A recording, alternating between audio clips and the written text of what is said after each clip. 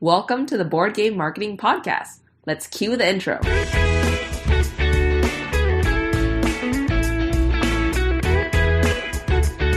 This is the #1 podcast to learn marketing strategies for your board game.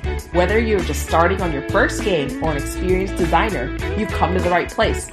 My name is Nalin, and let's talk marketing for your game.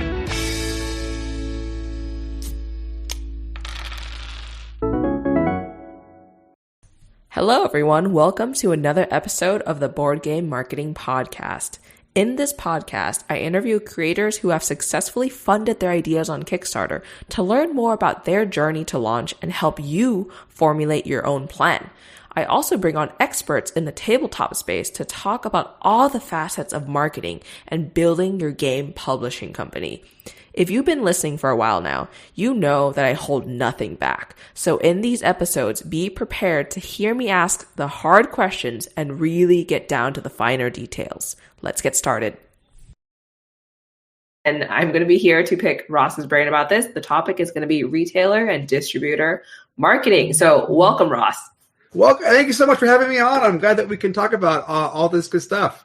It's going to be good times. Love it. So before we get started too, if anyone has questions as we go through, just feel free to drop it into the chat, wherever it's going to come up on our end, and we'll be able to answer it for you. Okay. So to get started, Ross, tell us about yourself. So I'm Ross Thompson. I work at the op for USAopoly, however we want to do that, right? And I'm a marketing manager there. And I've worked in games in the gaming industry for about 10 years or so, maybe 12, depending on what we want to count. So it's been a lot of fun, from working at a game store starting out, like volunteering and running events before that. I used to run a big gaming convention called Kingdom Con here in San Diego. And then I've worked at a handful of game companies, and I've been here at the op for a good amount of time. It's super fun. And I just like working in games and doing stuff and promoting a bunch of cool things. So, yeah. Love it. So you do a lot of things. You have a background in a lot of things. Okay, great. So we can kind of pick your brain from multiple angles. Totally. Go for it. Yeah. Okay. So to start off, for people who are new to the space, new to just like understanding how games get like distributed, how games get like, beyond the launch phase, tell us about kind of the difference between like retailers, distributors, and like how it all kind of connects together first. For sure. So a cool way to look at it is it's kind of like a 3-tier, right? So from the publisher, manufacturer, right? There's the manufacturer that makes the product. Then there's the publisher, which is our game companies. And then, of course, you cover so much digital marketing and DTC and crowdfunding and everything there. But there's a whole other side of the industry where from your game company, then traditionally you would sell to a distributor, and then the distributor would then sell mom and pop shops and local stores and everything there.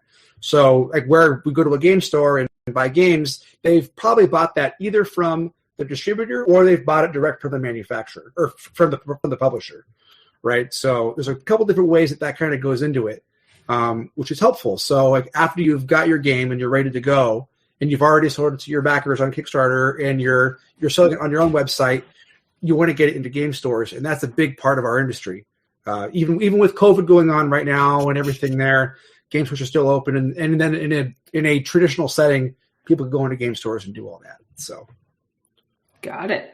Okay, so it all connects together. There's multiple tiers, as you mentioned, right? And crowdfunding and just the launch portion of it is just the beginning, right? I would say just like the very early, like very beginning of like a huge chain of like nationwide, worldwide things you could do to get your game out there. Okay, so what is the process to get even started after a campaign ends, right? After like, okay, you have funded. What is the first step for this? It's interesting, right? So I know you kind of brought up like now that you've funded Go, I would suggest that even before you've launched your campaign, you look at starting up some conversations with different distributors and everything there, because you may find yourself when the game is being made or you're looking at how you want to do it, that may not fit well for what a distributor wants or for what a retailer wants. And while it's easier essentially to sell direct to your consumer for some things, getting it in a game store is really important. And that's a big part of growing that brand, growing your game. So one of the first steps could be is calling a distributor. right? And the gaming industry has a lot of good ways to do that. We have our main organization called GAMA, which is the Game Manufacturers Association. They run a big trade show in March, which is in Reno. This year it's going to be digital. And they are a great way to connect with the different distributors that are out there. And setting up a meeting with them to talk about them, whether you're an indie or you're established and going forward, that's a big part of that. So they're Alliance, ACD, PhD, PSI. We can go into a bunch of other ones later in this thing, but those are all really good people that have been selling games to game stores for a long time. And you want to have that relationships and get those things going, along with all the networking you've been doing to build your marketing out and different things there and different Facebook groups. That's awesome. But there's a whole other side of the industry where you really want to talk and get going. At the same point, it's worth talking to some retailers too, right? And you want to find out what retailers are able to do that. And there's a couple good Facebook groups that are for that as well. I believe there's the Retailers Who Back Kickstarter's Facebook group, and they're a really good resource to talk and be like, hey, I want to get my game into retailers. And obviously, if you have a retailer tier, that's cool too. But making sure that you can get your game into distributors and then retailers is a great way to do that. So getting that initial conversation is a good way to get that going. Along with that, it's just kind of figuring out, there's a lot of resources that are already out there. So obviously we could talk about it forever, but at the same time, there's already good blogs and stuff on there that you can kind of research and get going. And then I would also suggest just kind of attending more of those shows. Obviously right now we can't do that, but like when you're at Gen Con, when you're at Origins, when you're at some of these things, those distributors are going to be there, those retailers are going to be there. Set up some meetings and just, hey, I just want to catch up and talk and see about, like, we have this game I want to get introduced, and what would it look like? Got it. I love it. So like making sure you do this again before you are funded on crowdfunding, right? Oh, knowing this in the beginning. Totally, because you may think that a really cool idea for your box back maybe to have this cool art piece or some of those things there. But, it's important to make sure you've got all your information. So if somebody that hasn't seen any of your marketing can pick up your box and see the back of it, what does that look like? What kind of material is your box going to be?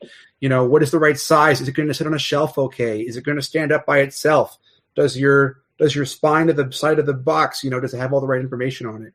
So you want to make sure that while the box top may look really cool and the back art may look great, you want to be able to make sure it will still do well on the shelf, right? And you got to keep all that kind of stuff in mind. And does it have a UPC code? Does it have all this, like all those little things that are really important that sometimes don't apply if you're just going to, sell it to your friends on Kickstarter? It's important to have that retailer reach. So yeah, those are, again, really good points. That was kind of the next question I was going to ask, actually. Like, what kind of specific things should you watch out for in order to prepare a game, not only direct to consumer, DTC, but also for distributors and for retailers? And you touched on some of the things like the box. A couple of those things, right?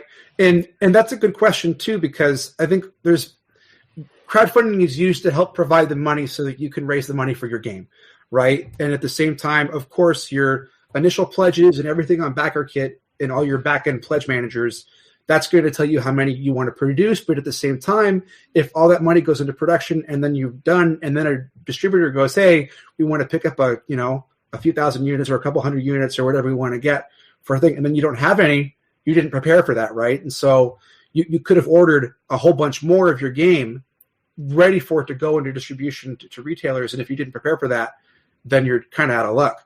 Right. So that's a big thing, too, is talking to those people that want to buy your game in bulk, knowing that beforehand is going to be very helpful. Got it. Okay. So like knowing, again, not only just like how it will look on the shelf, but also knowing like quantity, volume of the thing, of like how many people need in order to put it into distribution too, because it's a much larger order than just direct to consumer, one person, one game. Oh, I think we just lost you, Ross. You back? Yes, you're back now. Yeah, my internet did a little hiccup. So, but yeah, that's super important. Is along with making sure the game itself looks good and looks good for all of that, making sure you have enough too, right? The whole point of the crowdfunding is to raise money to get the game, and so keeping that in mind, right? And so that can be formed from, hey, like if your marketing is picked up and some distributors are interested, making sure that you can get kind of an initial order quantity from them, and then maybe they'd be interested in picking it up so that you can put that in your print run. So when it gets shipped from your manufacturer, you're good to go. Yeah. So from here, right, games don't just sell on shelves by like within a vacuum, right? Like, are there kind of things that a publisher should prepare for distributors or retailers in order to help these games sell? Like, how does the marketing part come into all of this? And that's a great question. And there's so many things you can do. And it's kind of funny. The wheel has been invented to a point, but at the same time, you can still do so much more. Some of the bases I like making sure that we have covered when you're doing this is having a nice retailer kit. And this is going to include things like PR shots. It's going to include things like game information. So like basic game, like what's your game description? How many players? How many things? Like you want to make sure that the retailer and your sales rep at the distributor can just pull it up really quick and know all your basic stuff, right? So being able, so that sales sheet and that little solicitation form is going to be really important, right? It's going to have a nice little paragraph or so about what the game is. It's going to have nice little call outs and things. You want to have a nice one sheet that you can just kind of promote and do your game and go, here's what my game is about, all this stuff. So kind of in the same way when you're pitching your game to get designed and you want to get it picked up, that same kind of mindset applies to when you're making a sales sheet so that you can show off to distributors and retailers, hey, here's what this game is, and you want to include some cool shout outs and stuff like that. So the sales sheet's very important, and then having a nice retailer kit that includes PR shots. And then a big thing that's been included more now has been pre-made social media graphics. So if you can include things like that they can share on Facebook and they can share on Twitter or Instagram that are already done, that's really important too. For a lot of the stuff we do with the op, we love making sure that we have nice showcase images and lifestyle shots for the game as well. So here's a family playing our game, and here's really cool board game photography. And there's so many good board game photography people right now too that having some nice photos of your game really goes a long way. And so why, of course, you want it for your own social media purposes, being able to provide the retailers or distributors with that information too is really good. Got it. Okay, so just to reiterate here, like a retailer kit with all this information all prepackaged already, including like social media, like pictures, for example, that they could use to help promote the game too. A sell sheet that illustrates all the information of the game itself at the ready, so that it makes it easier for people to look at it, understand it, and understand why they should have it too. Oh, yeah. And if you want to look for some good examples, too, the op games on our website, we have some nice rundown. Pandasaurus has a really good rundown, too, and so does Renegade, if you want to go and check out like their retailer information. And it's got some good examples of what you can do to kind of promote your game that way and get ready for retailers. Another good thing, we can go on for more retailer marketing, but back in the world when we could all gather in person, and people were playing games at that, having nice little organized play kits for your game, right? And being able to promote people to go into the store to play your game. So I know we always talk about how little swag things and promo cards and all that fun stuff like that. I always kind of keep, where are they? I've got some like Munchkin bookmarks, right? Like we always use these cool things. So they have those available at the game store. A couple of years ago for the op, we did like this Die Hard candy bar, right? And so having cool things, right, where it promoted the whole game and everything. So, but having these little kits you can send out. So like with the op, we have a quarterly kit we'll send out to retailers who are on our preferred program, and they'll have promo cards for our Rising games, and they'll have little promo packs. And so we can let consumers know on our social media, oh my gosh, check it out. Like we have these things, and that'll encourage, hopefully, people will want to go and get the promo cards. And so they got to go to the game store to go do that. It's a tried and true tactic. People have been doing it for years. Most games that have promo packs, I think we're losing Ross again. Lost you for a second there. Got roommates, we're all on the internet, right? So, got it. Okay. So I'm just saying, like at the tried and true tactic is like retailer kits are really helpful. And then organized play kits are really cool too, right? Like obviously like a good example of ones that are very successful is like Magic the Gathering with their Friday Night Magic, right? Like people go to game stores. Well, back in the old world, people went to game stores to go play Magic on Friday, and that was a big thing to help promote the game and do all that. So creating some extra buzz in play around stuff for your games is really cool. And so there's a lot of fun ways to do that. Special events, cool cards, like those kind of things are really helpful. And retailers like seeing that too, because the more you can do to support the retail stores, the more you're going to want to build that relationship, because they're almost a partner with you alongside selling your game, right? Of course, it's you want to sell it where you can, but at the same time, building a good partner with the retailer stores goes a long way. Yeah, I love it. There's a lot of like tips and tricks that you kind of rolled out here, and I'm myself taking a lot of notes. From here, this is making me think, right? Like strategically speaking, it seems that the getting things into retail and distribution is, again, very important, because just the volume and the reach that distribution and retail stores have, right? When you're online, when you're on selling direct to consumer, one piece at a time, one game at a time, it's a lot slower, and you have to spend a lot of your own energy and budget in a way in order to get to that one customer. With a reach of retail and distribution, it might go even a lot wider than you first initially anticipated.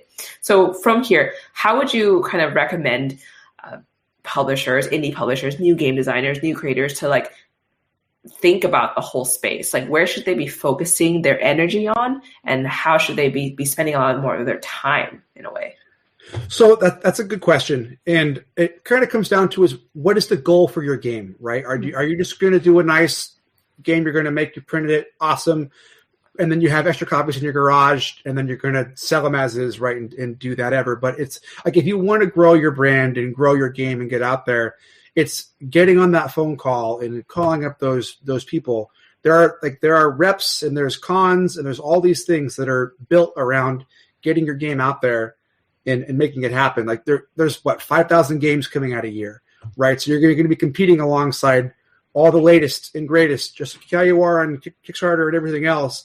That shelf space, you've got so much, but it's really cool seeing a game that you've designed from all the way there to get on the shelf. It's always fun. I love when we get to work on a game, and then I go to the local game store to go buy some paints or a game, and then I see the op games on there, and it's like, that's our stuff. How cool, right? So it's kind of just getting out of that zone a little bit, right? So in the same way you would build to get ready for your Kickstarter page and get everything prepped there, it kind of goes back to that sales sheet and getting that going on. There's so many tools that are in the industry already, and it's just kind of like people from the distributors, they want to meet you. They want to get this going. Of course, there's a bunch of indie games out there and going on, but if you want to make it happen, it's just making that connections happen and getting out there. And I know that's not the best advice, where it's like, well, just make the phone calls, but it's like, part of it just comes down to that, right? And so, and there's people that want to get that going. So that's a big part of that, is kind of figuring out what's your goal, and if you want to make that happen, do the legwork and go to the shows and figure out more of that percentage too. When you kind of get to figuring out, well, how much is my game going to sell for at retail? Because distributors are going to take a cut, retailers are going to take a cut. They're all going to do that, so you're not going to get that same MSRP that you would normally selling it direct. So yeah, let's talk about that a little bit more too, like pricing, right? How do you like deal with pricing? Because as you said, a game MSRP, game costs this much to make, there's cuts along the way. What kind of things go into like how someone should conceptualize pricing, right? Because there's also crowdfunding and potentially discounting for crowdfunding. And there's all these other things that you have to think about. Right. So it's interesting when it kind of gets down to that, right? And the distributors like buying it that 60 to 50% off kind of thing, right? So they're going to buy it from you and go that route. Retailers, if they're buying direct or whatever, they have that 40% off kind of thing, right? So they aren't buying it at full MSRP. They're buying it with that discount in mind. And you have to think that way too. And a good way to picture that is my suggestion is try to sell it in how many come in a box, right? So you don't want to do a one-off of your game or a two-off of your game. How many come in that box set, right? What is the quantity? Are there 5 in a box? Are there 4 in a box? Figuring out that much, because they're also looking at shipping, right? And at a certain point, when do you cover shipping? Or when does your distributor cover shipping? Because retailers are going to be buying from their distributors at an amount that hopefully gets them free shipping, right? So you've got to consider all that too. there's a whole process behind that as well. So when you're thinking about that, those are obviously, you're already thinking about, well, my shipping to backers is going to be this amount, so we're cutting in that there. That same kind of process goes into planning when you're going to be selling to a distributor or selling to a retailer, because the distributor is going to be selling to a retailer at a certain discount, and they're going to want to make sure that the retailer is hitting the limit that it is so they can have the free shipping and all of that, and the turnaround time is and everything there. So those are all stuff that you've kind of got to think about when it hits that. And so it's usually in that 50% when doing distributors and then 40% when going to retailers. So that's the general standard, but it also is always changing depending on what's going on. So it's kind of important to keep an eye on that. Got it. Okay. And when you're talking about like distributors and retailers, right? You mentioned some names when we first got started. Right? How do you suggest someone start figuring out who to work with in general, right? Or is it just like kind of call the top names, or is it specific distributors for specific games, for example? So that's a great question. And it's very interesting how that all works, right? So our industry we have some giants that are in distribution that have been doing it for a long time, right? And so Alliance Diamond is one of the biggest and oldest ones. They also do Diamond Comics, right? And so Alliance Games, they've got warehouses that are all over the U.S., and they're one of the biggest ones right alongside ACD. And they cover a lot of different stuff. One of the cool things they have, too, is you want to look at what does the distributor provide. Of course, they have a huge amount of sales reps, and they've got a lot of store clients, but also what additional support do they have, right? So Alliance has GTM Magazine, so it's Game Trade Media Magazine, and that magazine goes to retail stores, allows them to order and do all those things there, which is great. They've got GTM Media, which is their marketing digital end of things. They do live streams. They do painting things at shows. They'll do a booth and everything there. So that's a really important thing. They cover a lot of different stuff, but something to think about as well is, do they have exclusives with different companies, right? So because there's some companies where they go exclusive with a couple of distributors instead of going with everybody. So that's important about is, okay, this partner who I'm getting with, do I already have an idea of where their priorities may already lie? Because I may only have 1 or 2 or 4 games with them, or they're working with partners that may have the whole line. So that's something to think about, right? So Alliance is a really good one. And then you've got ACD. They're another great one, and they've been doing a lot of stuff for a long time as well. And then from there, it kind of goes down, right? So you've got GTS, you've got PSI, you've got PhD, and there's a bunch more I could list and go down. So it's kind of cool to find that out. An interesting way, if you want to find out more distributor lists out there, is I would recommend to go to Gamma on their site, and they have a list of all their distributor partners, and you can find out who's going there. And with the upcoming online show as well, you could see who's going to be attending and giving seminars and giving speeches.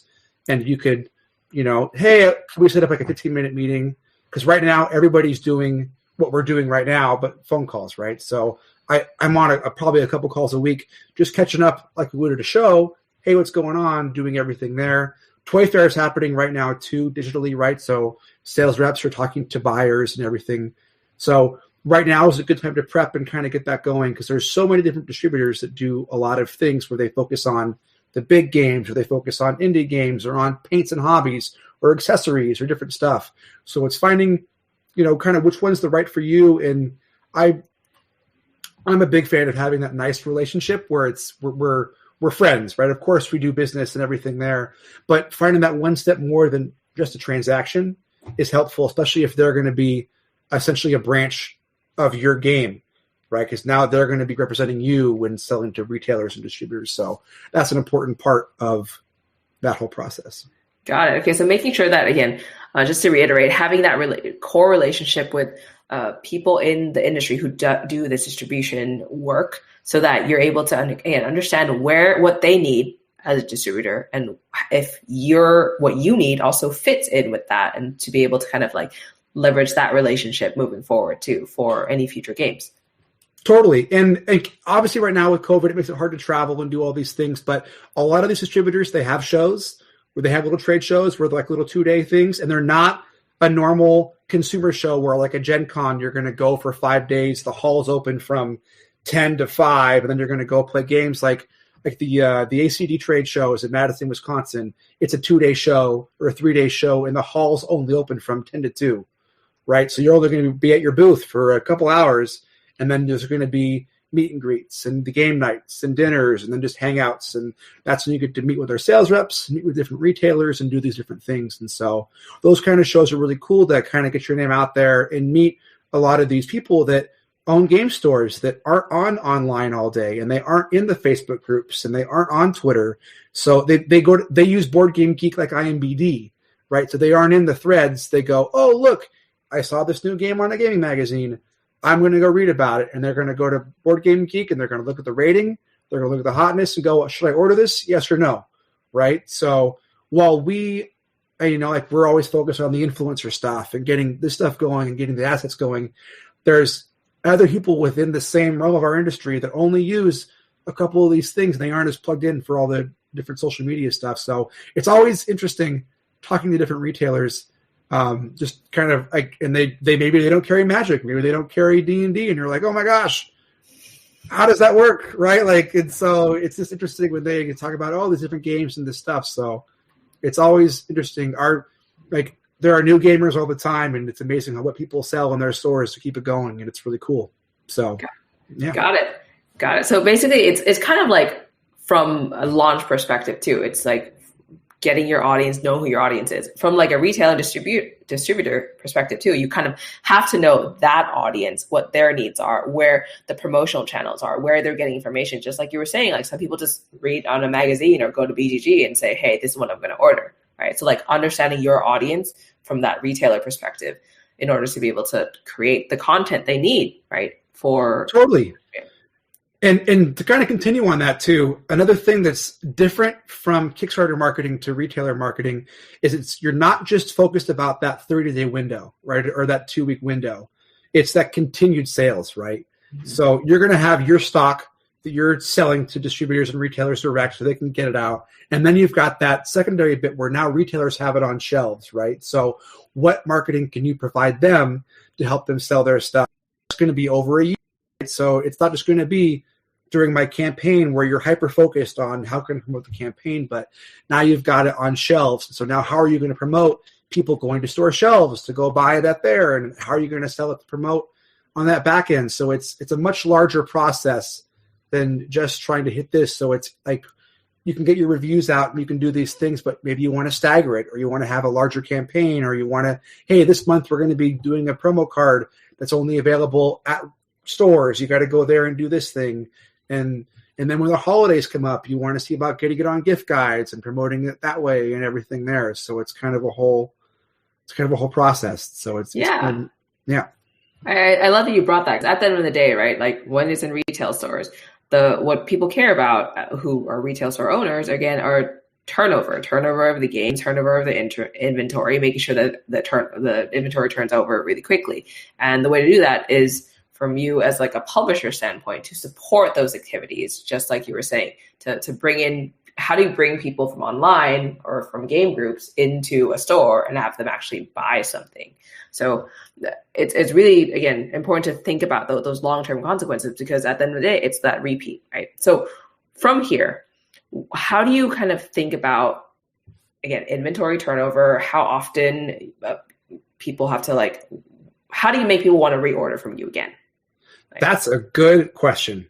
So part of it comes down to, does your game have that, I don't want to say survivability, but a little bit, when you look at the greenhouse and the foundation games that we have in the industry, right? Like Catan is always selling. Ticket to Ride is always selling. Carcassonne, always selling. And then when a new game kind of hits that threshold and you're like, cool, you're always picking it up. Like, what is it about those games that does really well? Like, so Telestrations and Blank Slate for the op are games that people are always picking it up. It's been going on forever. It's great, right? It's a good classic. People love that kind of stuff. And having your game hit that boat is really neat. And so it's trying to kind of figure out if that's your goal, getting it to that point, right? And so look at Codenames, right? Like they did the run. They went to shows. They played it off. They made it happen. They built that community following. And then from there, once it got into stores, it picked up and it was huge. Then it got into Target and then it was huge. And now it's still going. Like that's still one of the games that you can bring to a regular party and people are going to want to play Codenames, right? So it's trying to figure out how can you promote your game in a way that makes people are always going to be wanting to find it. And I think one of the best ways to do that is to keep creating fresh content, right? So having new photos that are putting things up, doing new campaigns, finding new channels that are doing these how to plays or playthroughs, new markets that are doing stuff. We focus so much in the hobby industry on like the same 30 channels, right? Board Game Geek does a great job of doing that. Dice Tower does too. But there's so many new folk that are discovering games every day, and there's so many ways to do that with Twitch and with TikTok and everything there. And so it's finding those varieties that will kind of get that going and that help. And then at the same time, including in your copy, make sure to go buy it at your local game store. Make sure to go buy it at these things, and kind of pushing that in is very important, right? At the same time, kind of jumping a little bit, so I'm a little over the place, but like on your website, like having a where to buy, and then having, here's the stores you can buy it from. Having a store list is crazy hard to manage. And for the companies that do it, I give props. It's great, but having like a where to buy is helpful. And hey, if you're a local store to carry it, have them contact us and we can reach out and do these things. And so the more things you can do, I know we've talked about a lot of tools so far, but essentially it's just more of that promotion and doing those things. And so you may have sold out on your end, right? And you're waiting for the next print run, but the stores still have it on their shelves, right? And so how do you want to promote that going? Because they're going to be your ambassadors going forward as well, right? Oh my gosh, if I had a great time playing Blank Slate at a game store, I'm going to go and tell my friends about it and do those things. Where did they get it? They bought it at the local mom and pop shop. Awesome. That store sold out. Cool. I sold out a Blank Slate in 2 weeks. They're going to call up their distributor. They're going to order again, right? And their distributor is going to wait until they got a certain amount. Then they're going to call you up and then pick it up.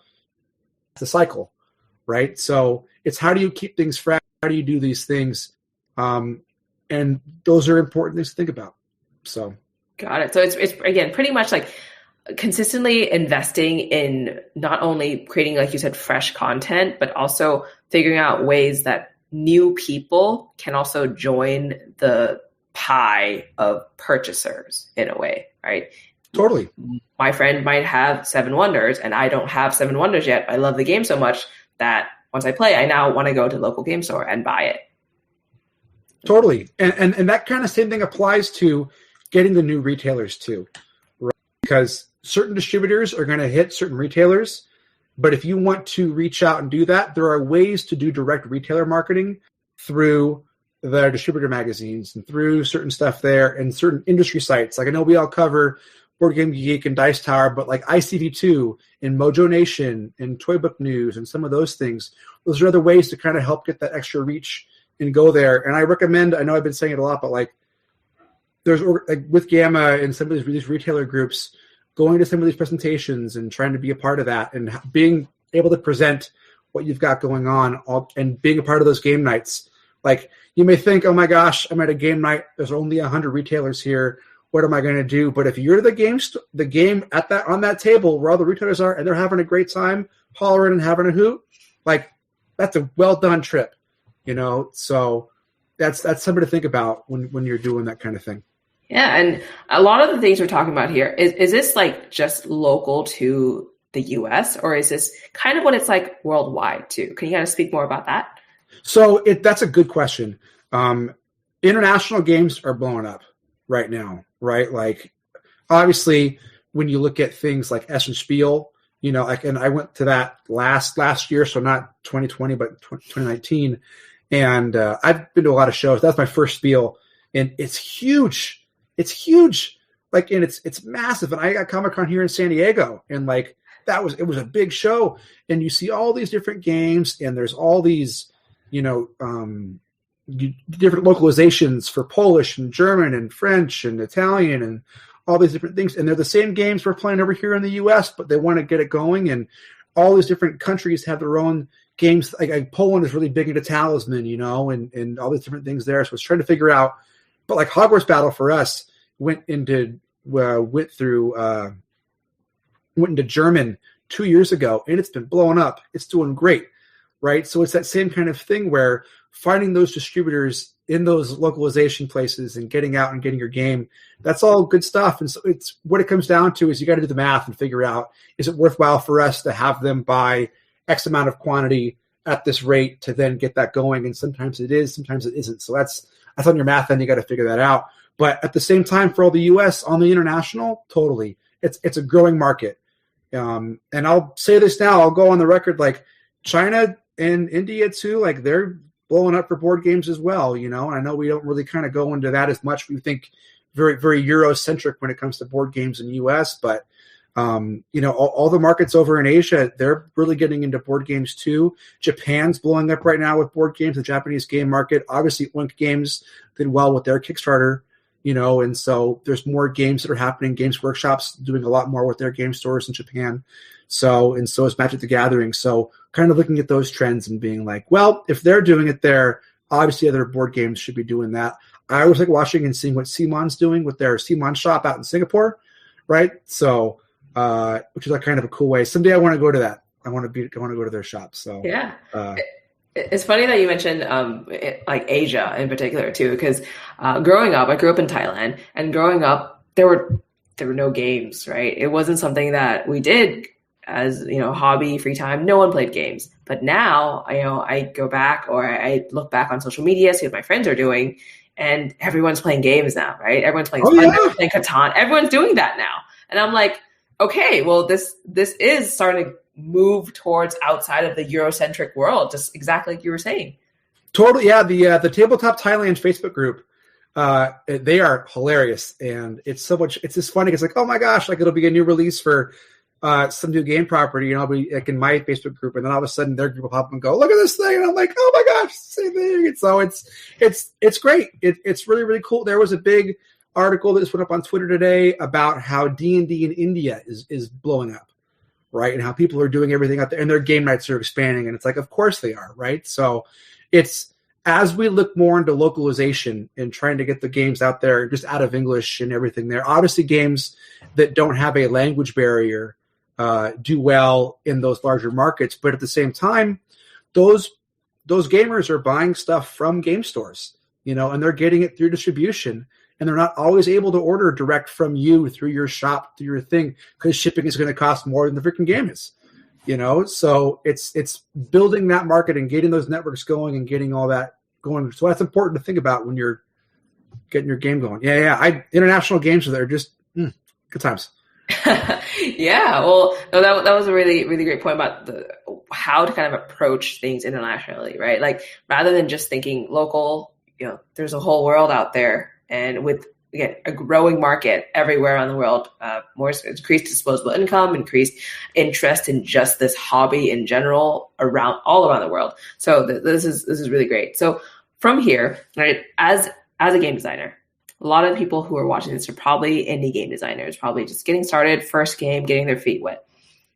How would you recommend them, beyond, pick up the phone and just calling people? Is there any like final tips that you would want to offer? So I've said it a few times, but I'm going to say it again, is attend some networking and industry groups, and there are panels out there. There is reading out there. Like people are happy to help. Like that is their job in our industry, right? And so that we have industry groups that are around getting your game into retail stores and all this, and getting it into distribution. And there are people that want to do that. It's scary, and I get how it can be scary. Hey, I'm just designing my game. It's super cool. I want to put it on Kickstarter. We're all good to go there. But like our industry, like the gaming itself is based with that person-to-person connection, and that's same with that businessing is too, right? And so we've got these shows, and I know COVID's totally screwed all that up, but we're trying to make it work with this stuff. But there are groups you can join, and there are people trying to make it work. And so when you go to shows like Gen Con and Origins and some of these things, don't just think about it as I'm here as a consumer, or I'm here to pitch a game to a publisher. Think about, hey, while I'm pitching to a publisher, or we're doing a game design unpub, maybe I should get in some meetings with some of the retailers that are here, right? Maybe I should get in some meetings with some of the distributors that are here. And because all those same networks and friendships or relationships are going to go a long way for doing that. And there's people that literally their job is retailer support, distributor support in doing these things. And so meeting those folk and learning more from them is helpful because it's all part of the same hat on this different stuff. And that's just what it is. And so going to more of these shows, attending more of these seminars, and especially online, like I love what you're doing with the Kickstarter group and getting this information out there to consume. But at the same time, there are these things happening too with industry groups that are established that already have these things. So like take the leap out of a Facebook group and join some of these larger organizations and just make it happen. It's tough. It's scary. I get it. But I believe. So where could people kind of join some of these industry groups, right? Is it on Discord? Is it on like a particular forum? Like where should people start looking to be in on this conversation? Which is totally like where do you look, right? And so I'm just going to throw it out there and say Gamma's a way to go for this one right now because they've got a lot of helpful stuff. And even if you don't just absorb them for their resources, right? Like they've got a lot of these lists and these contacts of folk that are out there, right? And for retailers, we've already brought up the Retailers Feedback Kickstarters group on Facebook. That's a good one too. There's a couple other game industry groups in particular and that kind of stuff. They're all on Facebook right now. I'm sure there are Discords for that. I just don't Discord for that exact kind of stuff, but it's good. And that's what I would just kind of recommend and get that reading going on and make all that happen. So love it. And also someone mentioned here that retailers talk to each other. So making friends with one opens a lot of doors to others. It really speaks to your point earlier, making those relationships, really just taking the time, having 15 minutes, even to just introduce yourself, introduce what you're doing, understand more about what they're doing can, really take you far. It really does. There were one of my first jobs in the industry was retailer support at Privateer Press. I was like 2021.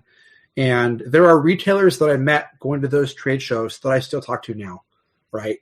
And it's like, oh my gosh, Ross, I remember you when you had hair, and it's like, I know, right? So, it's just cool because like there's the game stores are the backbone for the industry, right? And there's so many games coming out. We can't keep up with everything that's happening, but the more that you can create for tools wise and talking to them and getting going, they're going to follow you for your stuff. And that's just how it goes. So it's work, but at the same time, it's really rewarding. And there's so many cool stores that are out there too. It's fun seeing what they do with your game. And then all of a sudden you're like, oh my gosh, you're scrolling through Instagram and there's your game on a game store's Instagram on their thing with somebody playing it. And you're like, how cool was that? Right. So life is made, right? Check. Right there. Boom. Check. Yeah. And someone said, here's another tip too. Gamma will share a membership list to other members upon request too. So that's another thing to take note of. Okay. Well, Ross, thank you so much for, being on here and sharing all this knowledge and insights. I didn't know anything about this. So thank you so much for just, being here to enlighten me about this too. If people want to contact you, ask you more questions, where should they find you? So you're welcome to hit me up. I'm on Facebook as Ross Thompson, and then I'm on Twitter and Instagram as Almost Kirk, like from Star Trek. And then, of course, I work for the Op. So if you would hit up the Op, we have a lot of cool things going on there. And I'm happy to be a resource. I also run the Tabletop Game Jobs group. So if people want to find more stuff there too, you're welcome to join that group and find jobs in the industry. So that's very cool too. Perfect. Thank you so much for your time. And again, really appreciate this. Thank you so much. Thank you for having me on. Good luck, everybody. And that wraps up our episode today. If you found what we talked about today helpful in any way, please be sure to leave a review to help others find this podcast. And most importantly, if you're feeling that fire and you're ready to get started on your Kickstarter campaign, be sure to head to the show notes of the podcast. I've linked some of my resources that others have used to successfully launch and get funded. Thanks for listening to this episode of the Board Game Marketing Podcast. For daily tips and advice, find us in the Board Game Marketing group on Facebook. See you next week.